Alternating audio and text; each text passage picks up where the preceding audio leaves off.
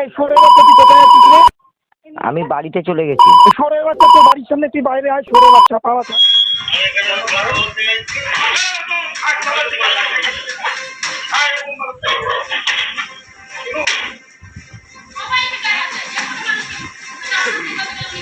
আপনারা দেখছেন আদর্শ তিতুমির পত্রিকা, সঙ্গে রয়েছি আমি ধৃতরাষ্ট্র।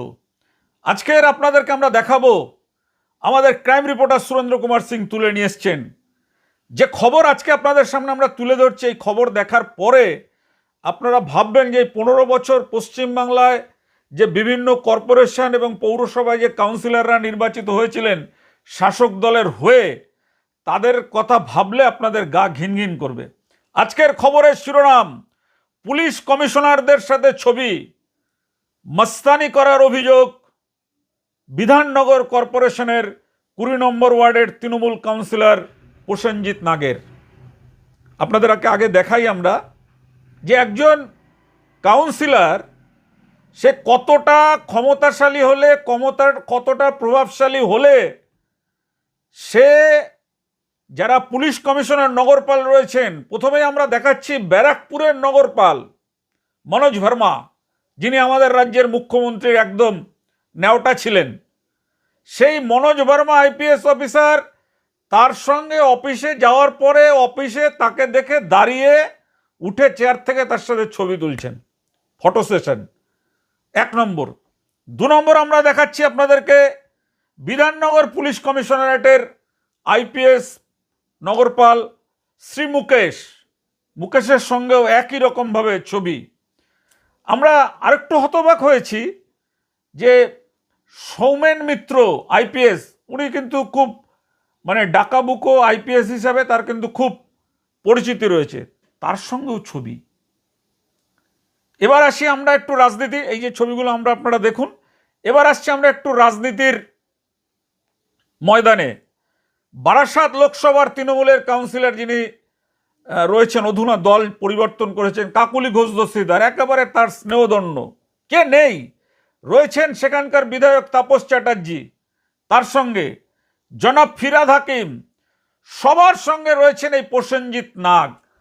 কিন্তু এই প্রসেনজিৎ নাগের দুর্নীতির খবর আপনারা জানলে খুব হতচকিত হয়ে যাবেন যে কিভাবে মানুষকে শাসন করে, মানুষের ওপর অত্যাচার করে কিভাবে নিজে ফুলে পেঁপে লাল হয়েছেন।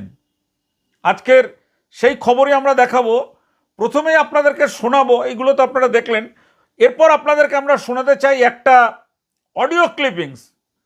যে লোকটা এইরকম পুলিশ কমিশনারদের সঙ্গে ছবি তোলে, যে লোকটা এরকম নেতা নেত্রীদের সঙ্গে ছবি তোলে, যে লোকটা নিজেকে আইনজীবী বলে পরিচয় দেয়, আইনজীবী, সেই লোকটার মুখের ভাষা এমন হবে।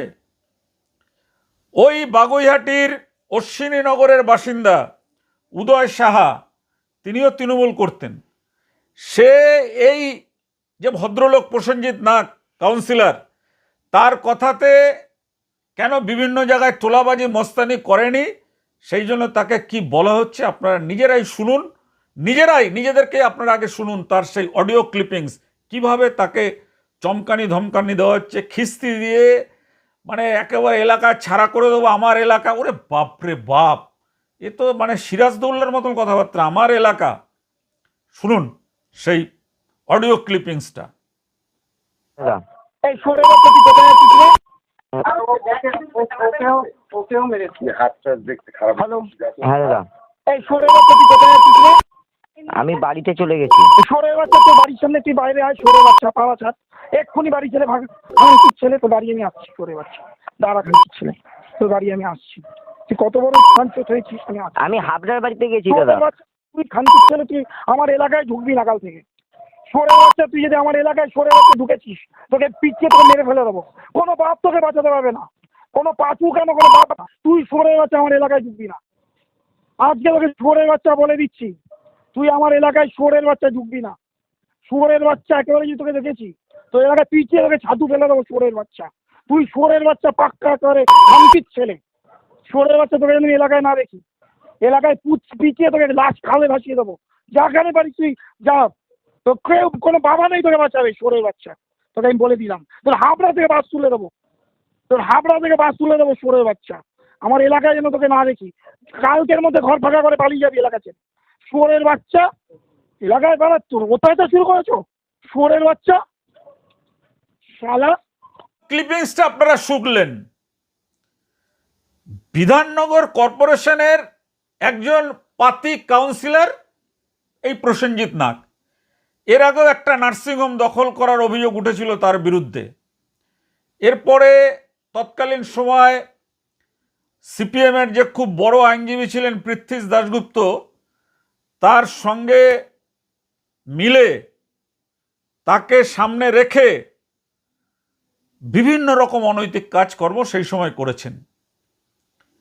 পরে তৃণমূল আসার পরে তৃণমূল থেকে কাউন্সিলর নির্বাচিত হন, এবং কাউন্সিলর নির্বাচিত হয়ে তার ট্যাকটিক্সটা চিন্তা করুন, টেকনিকটা কি, যে বিভিন্ন পুলিশ অফিসারদের সাথে গিয়ে মানে ছবি তোলা এবং সেই ছবিগুলো মার্কেটে দেখিয়ে বিভিন্ন রকমের তোলাবাজি করা।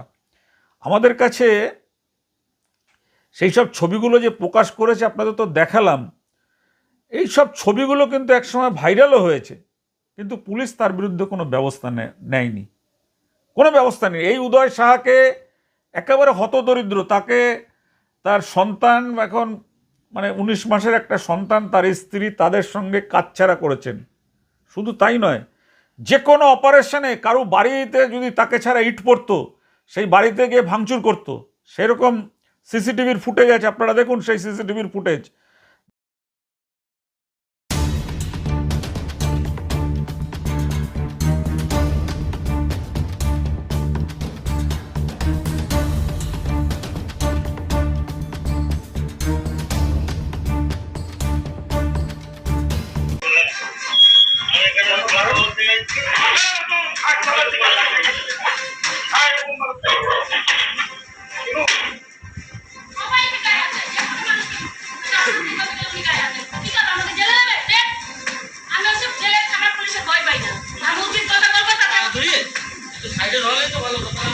আগুন লাগতো না, ওই কথাবার্তা হওয়াতে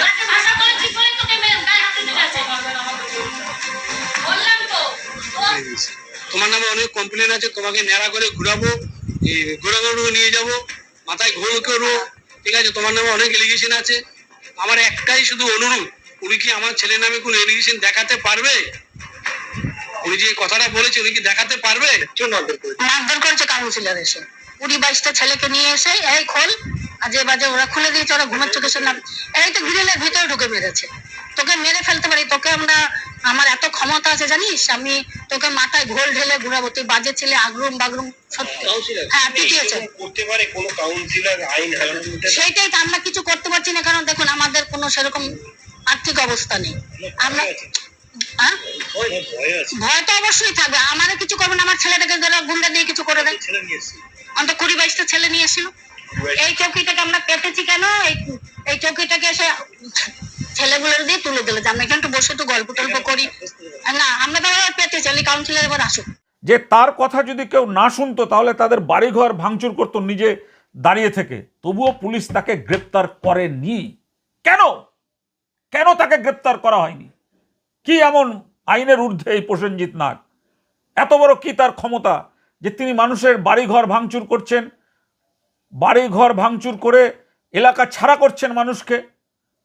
প্রসেনজিৎ নাগ এমন গ্যাং তৈরি করেছিলেন, প্রসেনজিৎ নাগের গ্যাং, সেই গ্যাং এলাকায় কোথায় ইট সাপ্লাই হবে, কোথায় বালি সাপ্লাই হবে, কোথায় তোলাবাজি করতে হবে, কোথায় কে জমি কিনছে, সব জায়গা থেকে তার কাছে নজরানা তাকে দিতে হবে। নজরানা দেয়নি বলে একজন গরিব তপশিলি জাতিভুক্ত মহিলা সেবিকা হালদার তাকে তার বাড়ি থেকে তুলে নিয়ে এসে পার্টি অফিসে তাকে বেধড়ক মার মেরেছে। শুধু তাই নয়, তারপর তাকে পুলিশ দিয়ে অ্যারেস্ট করানো হয়েছে। বাগুইহাটি থানা এই কাজগুলো করেছে। আমরা অবাক হয়ে যাচ্ছি আজকের এই খবরগুলো বলতে, কারণ মানুষও এতদিন ভয় পেয়ে আমাদের কাছে জানায়নি, আমরা এখন জানতে পারছি। এই ধরনের ভাঙচুর বিভিন্ন জায়গায় করেছেন। আমরা ওই তার পার্টি অফিস যেটা রয়েছে এই বাগুইহাটি অশ্বিনীনগরে, এই প্রসেনজিৎ নাগের সেই পার্টি অফিসে বিজেপির কর্মীরা তালা খুলে সেই পার্টি অফিসে ঢুকেছিলেন। সেখানে কি আছে, সেখানে যে বালতিগুলো এই যে ময়লা আবর্জনা ফেলার জন্য পশ্চিমবঙ্গ সরকারের পৌর দপ্তর থেকে যে বালতিগুলো, বালতির টাল লাগানো, আচ্ছা বালতি বাদ দিন, ত্রিপল আছে বাদ দিন, এবার আপনাদেরকে আমরা দেখাচ্ছি যে এই যে বড় বড় যে লাঠিগুলো, যেগুলো পালিশ করা লাঠি থাকে, যেগুলো লাঠি খেলাতে লাগে, সেই সমস্ত লাঠি 3খানা বান্ডিল। ভাবতে পারছেন যে এই যদি তৃণমূল ক্ষমতায় আসতো তাহলে এই সমস্ত লাঠিগুলো কি হতো? বিজেপি কর্মীরা তো মার খেতেনি, আর সাধারণ মানুষও ছাড় পেতেন না এই প্রসেনজিৎ নাগের হাত থেকে। এমন বড় একজন এই মানে কাউন্সিলর নিজেকে ভাবছিলেন যে সে এতটাই মস্তানি করতেন যে তার সেই মস্তানির বিরুদ্ধে কোনো বিরোধী দলের লোকেরা সেই সময় মুখ খুলতে পারেনি।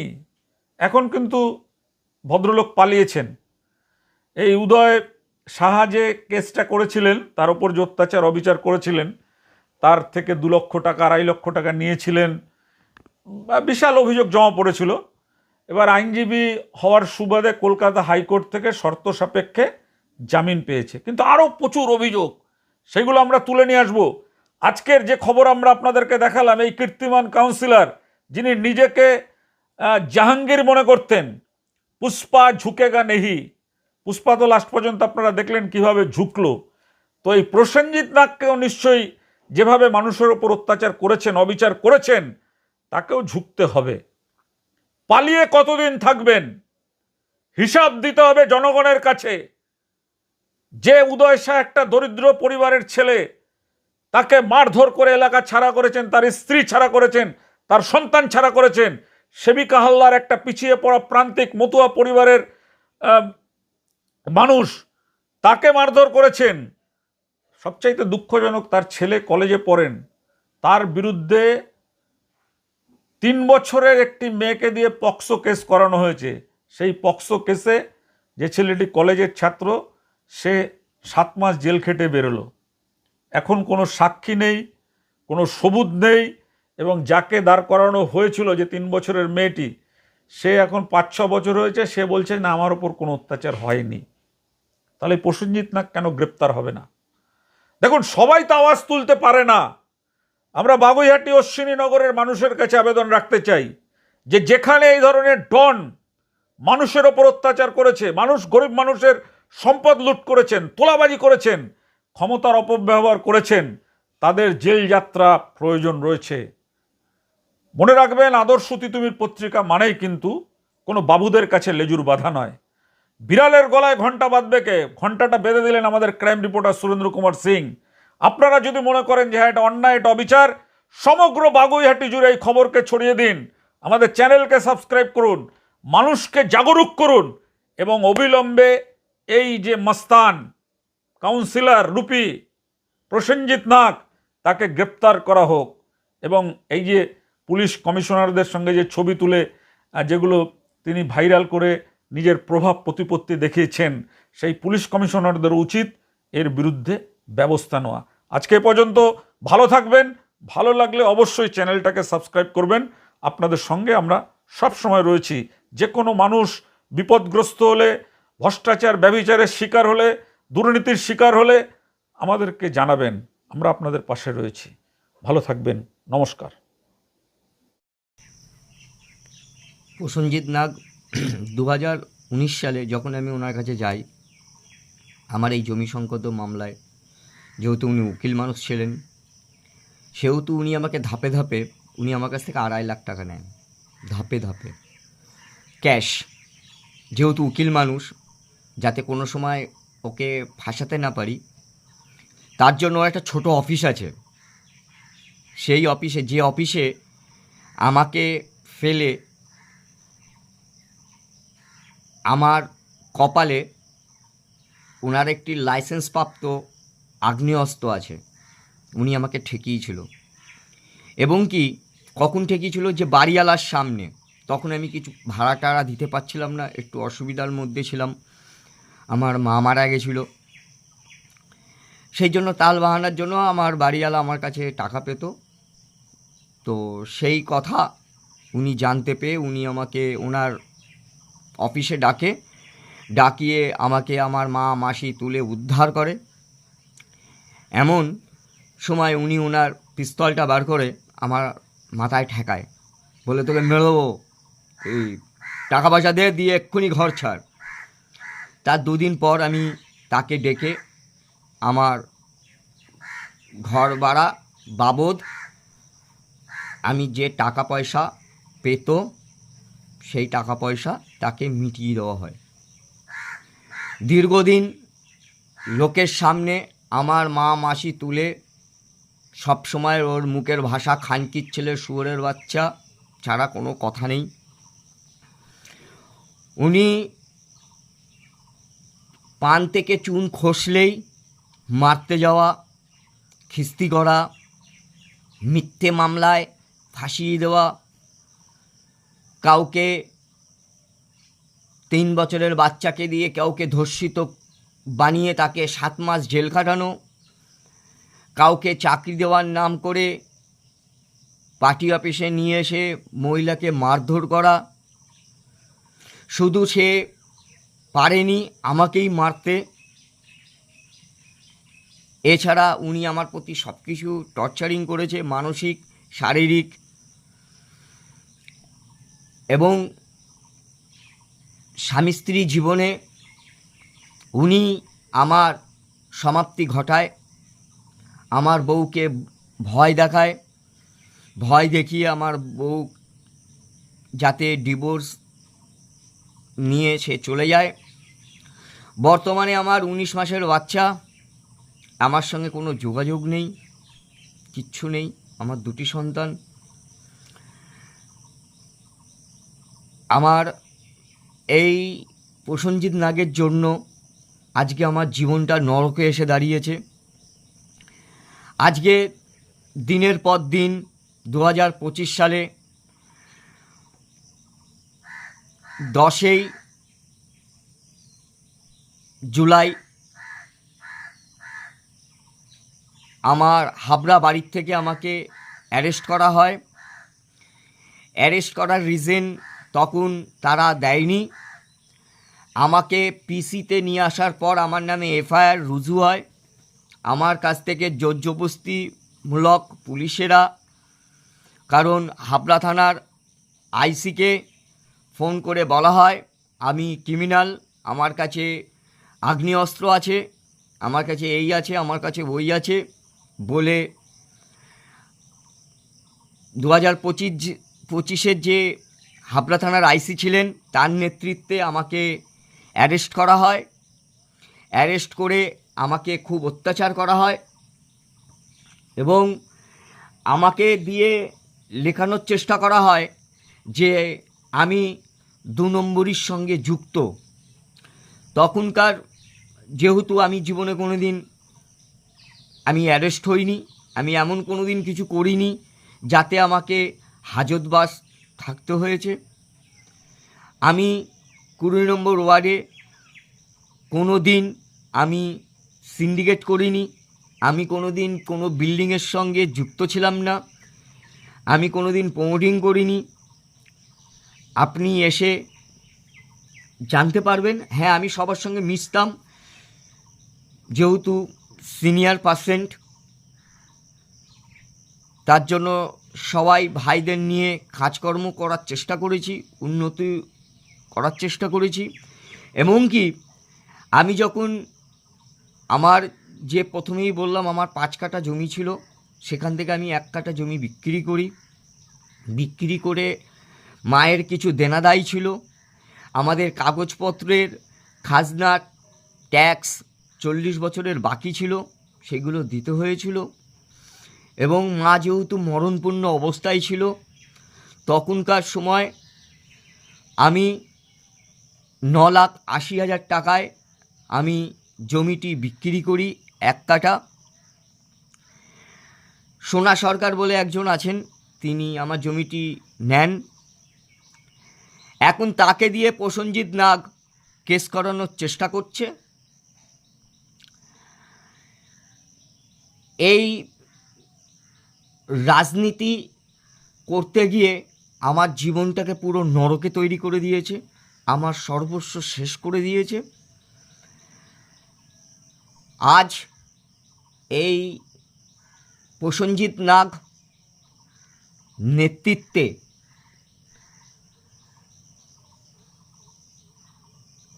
আরও অনেকেই আছে। রতিন সিট যে 20 নম্বর ওয়ার্ডের তোলা ওনার নির্দেশে হতো, অপারেটিং করত বহু লোকের নাম আছে, যাদের নামে আমি এখন কেস করেছি তারা আমাকে এখন অনেক কিছু করবে। তারা এখন আমার এলাকায় আমাকে ঢুকলে তারা আমাকে মেরে ফেলবে, এরকম হুমকি আসছে আমার কাছে। লোকেরা ফোন করছে, ফোন করে বলছে কেস তুলে নেওয়ার জন্য। যারা যারা আমার নামে মিথ্যে বদনাম রটানোর চেষ্টা করছে, আপনারা যদি 20 নম্বর ওয়ার্ডে যান তাহলে দেখতে পারবেন কাঠপোল বলে একটি জায়গা আছে, সেখান থেকে আমাদের 20 নম্বর ওয়ার্ড শুরু। ঢুকেই বাহাতে দেখবেন সন্তোষপল্লী স্মৃতিসংঘ ক্লাব। এই ক্লাবে আমি 100 বস্তা অম্বুজা প্লাস আমি অনুদান দিই। যেহেতু আমি প্রথমেই বললাম আমরা এই জমির শরিকানা হিসাবে 3 জন ছিলাম, যিনি মারা গেছেন তারও যেহেতু একটা অংশ ছিল, সেই অনুযায়ী আমি জমি বিক্রি করে দিচ্ছি। সেজন্য আমাদের ক্লাবে অনেক দুস্থ মানুষেরা আছে যাদের ঘরে মেয়ে থাকা সত্ত্বেও তারা ঘর ভাড়া করে বিয়েবাড়ি নিতে পারে না। ক্লাব থেকে বলা হয়েছিল যে বিয়েবাড়ি হবে, তার জন্য আমি 100 বস্তা সিমেন্ট আমি অনুদান দিই। এবং তার থেকে একটুখানি 10 পা এগিয়ে আসলেই রাইট সাইড ডান দিকে দেখতে পাবেন একটি কালী মন্দির, বড় ঠাকুরের মন্দির। ওই মন্দিরে আমি সম্পূর্ণ মার্বেল দিয়ে আমি সেটাকে তৈরি করে দিই, কারণ এলাকার ভালো উন্নয়নের কাজ করতে চেয়েছিলাম।